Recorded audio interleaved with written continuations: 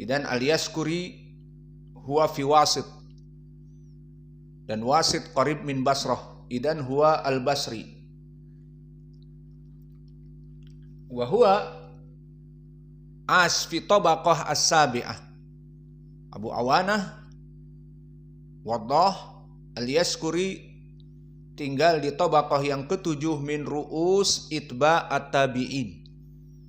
Faidan fi hadhihi tabaqah asma'ahu a'immatud dunya manhum Imam Syu'bah Ibnul Hajjaj fi aina makan min ru'us tabi'in fi Wasit Basrah, wa kadalik Sufyan ats-Tsauri fi ay makan fi Kufah. Idan fi Basrah Syu'bah Amirul Mukminin, wa kadalika Sufyan ats-Tsauri fi Kufah. Idan bilad Iraq kana bilad ulama. Wa Imam Malik Ibnu Anas di Madinah, wa Sufyan Ibnu Uyainah tabaqah ats-tsaminah walakin dakhalu lianna umruhu shagir walakin daka, dimasukkan kepada para ulama ya udah penjaga gawang juga. Di mana? Fi Makkah. Fala hada qala asy-Syafi'i wa ghairuhu laula Malik wa Ibnu Uyainah la dhahaba ilma al-Hijaz. Jika bukan karena penjaga gawang di Hijaz, yakni Saudiyah sekarang, Malik di Madinah fil Haramain, Malik fi Madinah, wa Ibnu Ma'in fi Makkah, la dhahaba ilmal Hijaz, la dhahaba ilmul Hijaz, maka akan hilang ilmu hadis di Hijaz. Tapi mereka yang menjaga gawang dua pengajar ini menjadikan ilmu Hijaz menjadi sumber ilmu pada saat itu. Maka demikianlah time to the time, zaman ke zaman, Allah jadikan at-Taifah al-Mansurah fi kulli bilad. Allah ja'ala haris, penjaga gawang sunnah, fi zaman awal ila zamaninal an. Faidan fi zamaninal an masalah nahnu man al-an fil Yaman ulama ahli Yaman, wa man fi Saudiyah ulama as-Saudiyah, wa man al-an fi Amerika ulama ala diyat dakwah sunnah fi Amerika, wa kadzalika masalan fi Indonesia antum ta'rifun al-an man du'at salafiyah ala di mustaqimah fi Indonesia, fa haula sawa'un kana man fi Sumatera wa man fi Jawa wa man fi Sulawesi wa man fi Ambon, fa kulluhum harisun marma li sunnah. Mereka para penjaga gawang sunnah. Dan nanti setelah next generation kita meninggal, maka akan diisi oleh orang-orang sampai hari menjelang kiamat sesuai hadis, la tazalu ta'ifatun min ummati dhahirina 'alal haqq la yadurruhum man khalafahum wala khadalahum ila yaumil qiyamah wa hum dhahirun. Maka akan terus menerus ada rijal-rijal yang menjaga agama ini sampai menjelang hari kiamat kelak, tidak berpengaruh orang-orang kafir, orang-orang musyrik, ahlul bidah untuk menjatuhkan mereka, tidak mampu. Dan mereka terus ada dalam keadaan berdakwah kepada jalan al-haq. Dan ini pengamalan dari ayat Allah, inna nahnu nazzalna dzikra wa inna lahu lahafidun. Dijaga adzikr ay agama Allah pertama dari nasnya, sehingga tidak ada yang mentahrif Al-Quran kecuali diketahui.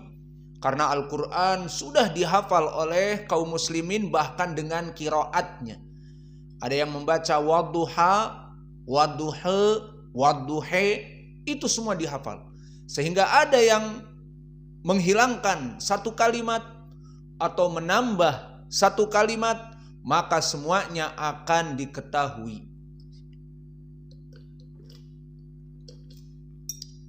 Maka mereka kelompok orang-orang Syiah yang menambah-nambah dengan istilah Suhuf Fatimah.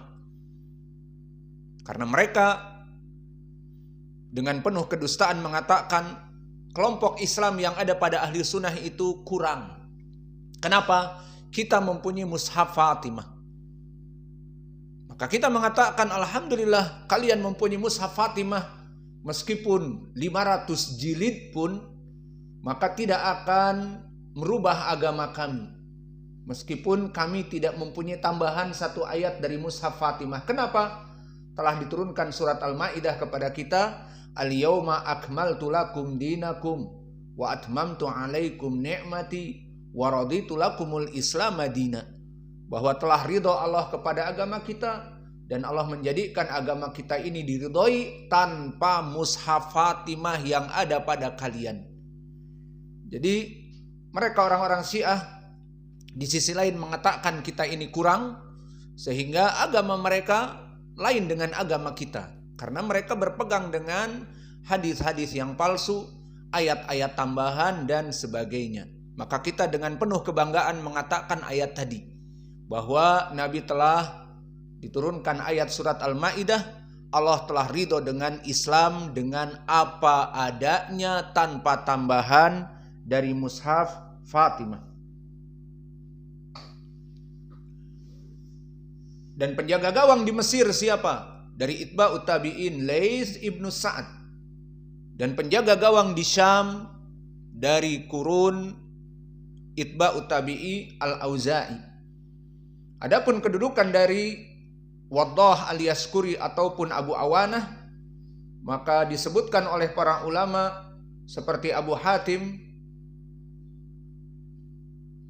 bahwa kutubuhu sahihah, kitabnya Abu Awanah sangat kuat. Maka jika Abu Awanah meriwayatkan dari kitabnya, maka dia itu meriwayatkan dalam keadaan sebenar-benarnya periwayatan. Namun jika dia menghafal dan meriwayatkan dari kitabnya, maka ada sedikit kesalahan. Maka lebih baik bagi para ulama, kalian menulis dari Waddah dalam keadaan dia membaca dari kitabnya. Wa huwa ahfad min Hammad ibn Salamah. Dan dari segi hafalannya jangan dikira, bukan maknanya di sini ini dinamakan tad'if nisbi, seperti ilmu yang kita pelajari di Dawabit al-Jarh wa Ta'dil. Bukan maknanya dia jika meriwayatkan dari hafalannya rusak, dhaif, tidak. Tapi jika meriwayatkan dari hafalannya lebih jauh, lebih banyak salahnya dibanding dari kitabnya. Ini tidak menunjukkan bahwa jika dia meriwayatkan dari hafalannya didhaifkan, tidak. Karena apa? Hafalannya dia lebih baik dari Hammad ibnu Salamah. Dan Hammad ibnu Salamah min tabaqah as-sabi'ah juga. Namun dia masih kalah dengan Waddah al-Yaskuri.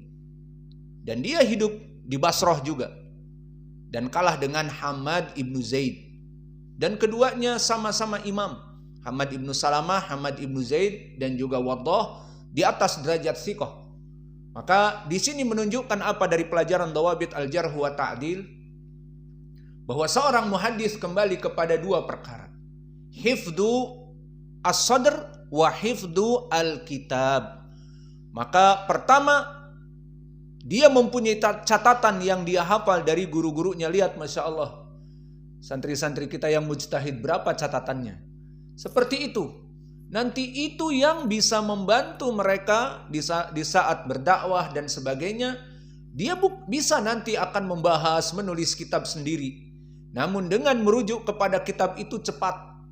Dan juga dulu para ulama mencatat, maka catatan-catatan itu yang diincar oleh semua para muhaditsin.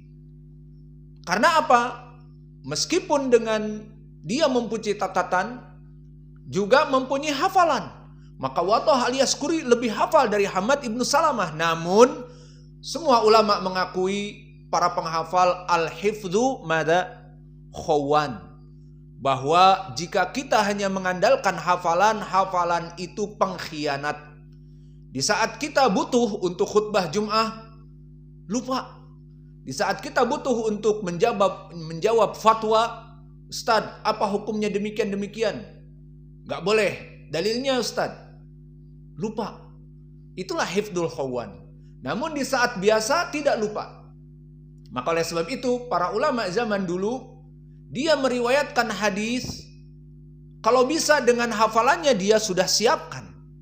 tentunya tidak hanya begitu saja dari hafalannya. Dia sudah siapkan dan daftarnya ada di depannya. Jadi dia membaca, kemudian dia murajaah, membaca seperti itu. Dan itu yang diinginkan. Semua para santri dan para murid-muridnya menginginkan itu semua. Apa yang dia riwayatkan dari kitabnya, baik disampaikan secara hafalan atau disampaikan secara kitab, bacaan. Dan begitu pun yang ana berikan kepada kalian, seperti kemarin-kemarin kita berikan kitab yang kita tulis Al-Akhbaru As-Sahihatu fil Hijamah. Kalau di zaman now maka kami berikan PDF, bahkan sudah diberikan PDF terbaru. Lupa, nanti ingatkan. Cuman selesaikan itu talkhis biar kita kirim bareng. Selesai talkhis juga ini kitabnya. Maka kesimpulannya, di zaman now apalagi dimudahkan dengan teknologi, daripada nyalin-nyalin dengan susah, kalau dulu diberikan kitab syekhnya. Dan ini resiko tinggi. Kalau muridnya jahat itu bisa dicelupkan ke air, sudah. Bertahun-tahun syekhnya menulis kitab, maka dalam sekejap hilang. Kenapa? Tintanya dulu tanpa kedap air. Maka dimasukkan ke air, sudah merembes semuanya, hilang tulisannya. Ataupun dipinjam kemudian pakai motor kehujanan, maka hilang semua catatannya. Alhasil di zaman dulu murid-murid kepercayaan diberikan kitab. Namun di zaman now alhamdulillah, Ustadz, mana itu kitab kemarin yang kita pelajari, mau ana salin apa? Al-Akhbar As-Sahihah fil Hijamah. Mudah, anak kirim. Mana WhatsApp? Kirim ke WhatsApp PDF. Dibaca PDF dengan tulisan jelas dari komputer. Maka nikmat di zaman now. Maka di sini menjadi poin bahwa Abu Awanah al-Yashkuri waddah huwa imam fil hifdz afdal min Muhammad ibn Salamah. Kata Abu Hatim, Muhammad ibn Salamah imam fi zamani fil hifdz. Walakin law yarwi an kitabihi la yakunu afdal. Karena kitabnya sangat sahih. Maka intinya seorang muhadis mempunyai kitab yang sahih dan mempunyai hafalan. Maka yang diujikan seperti pengujian kepada Imam Al-Bukhari dari ilmu hadis yang dibalik-balikan, dan juga ujian yang diberikan oleh Imam Yahya ibnu Ma'in kepada siapa? Gurunya? Kepada siapa? Ibnu Dukain. Kepada Abu Nu'aim Fadl ibnu Dukain. Maka ini semuanya adalah dari hafalannya. Adapun intinya, mereka menerima sangat senang jika meriwayatkan dari kitabnya, karena kitabnya itu tidak salah. Adapun hafalannya al-hifdhu khawan. Maka ini menjadi dalil bagi kalian, jaga catatan kalian. Adapun murid-murid yang di zaman now sudah di pelajaran sedikit menulis, kemudian pulang lempar kitab, main bola, lempar kitab, main game, alhamdulillah, lempar kitab, la'ab di rumah. Setelah itu, mana kitab aneh? Pelajaran apa? Cari kitab. Ternyata kitabnya sudah dirobek-robek sama adiknya yang paling kecil, si Abudi. Atau kitabnya sudah ada di dapur, dijadikan oleh ibunya sebagai pengering kerupuk dan sebagainya. Al-muhim, jaga kitab. Jangan kitab itu dia tulis kemudian dilempar. Dan begitu pun ucapan para ulama seperti Abu Zur'ah, bahwa Abu Awanah siqatun idza hadatsa min kitabihi, maka dia sangat kuat jika meriwayatkan dari kitabnya. Berkata Imam Ahmad, idza hadatsa Abu Awanah an kitabihi fahuwa asbat, maka dia sangat benar. Wa idza hadatsa min ghairi kitabihi farubama wahim. Tuh lihat. Dan jika dia tidak meriwayatkan dari hadisnya, dari kitabnya, tapi dia hafal, kadang-kadang ada salah. Namun maknanya salah, tidak sampai dhaif.